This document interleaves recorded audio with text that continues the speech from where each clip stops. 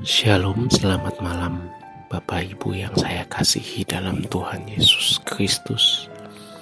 Judul renungan malam ini adalah Jumat Keramat. Sebelum Bapak Ibu berpikir bahwa renungan ini tidak alkitabiah, perlu saya tekankan bahwa makna atau arti kata keramat menurut Kamus Besar Bahasa Indonesia adalah suatu hal yang suci, yang membuat yang dapat menghasilkan sesuatu yang melebihi kemampuan manusia karena ketakwaannya kepada Tuhan. Itu maknanya sebetulnya.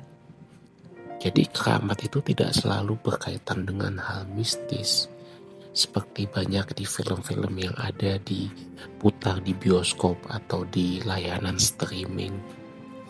Jadi keramat itu menunjukkan sesuatu yang suci. Suci sendiri bisa berarti bersih, ya, kudus, ya kan, dikhususkan juga bisa, yang tidak tercemar. Dan kalau kita lihat ketika kita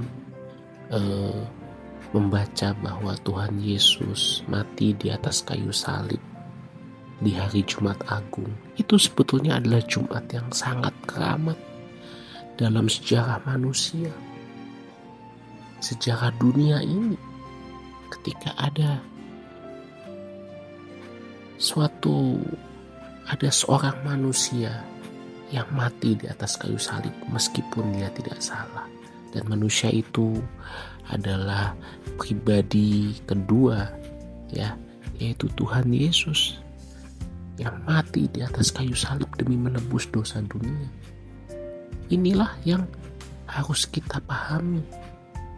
Kalau ada pendeta yang berkata, kita tidak butuh doktrin-doktrin, yang penting kita hidup baik, hidup benar sebagus-bagusnya, sebaik-baiknya. Justru doktrin di hari Jumat Agung ini itu yang paling sering diserang atau dipertanyakan. Kok Tuhan bisa mati seperti itu kan? Nah, kalau kita tidak menyadari betapa pentingnya, betapa krusialnya momen Jumat Agung ini, atau yang saya bilang Jumat Keramat ini, kan, itu kita akan kehilangan makna sebagai orang Kristen.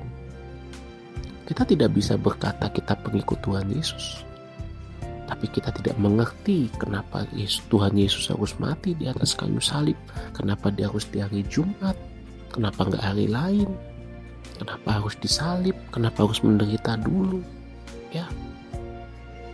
Jumat Keramat itu Jumat yang sangat suci, sangat kudus, sangat agung.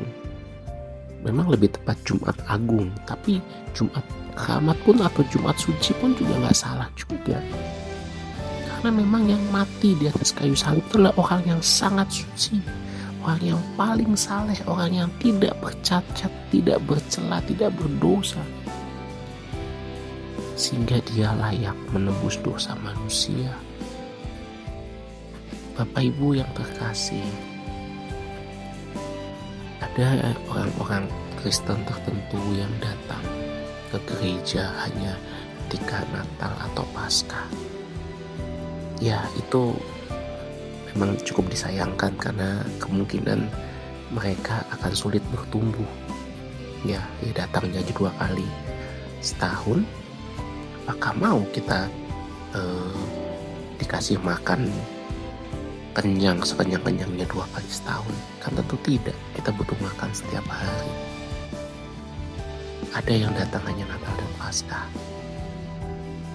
Ya itu masih oke lah daripada tidak datang sama sekali.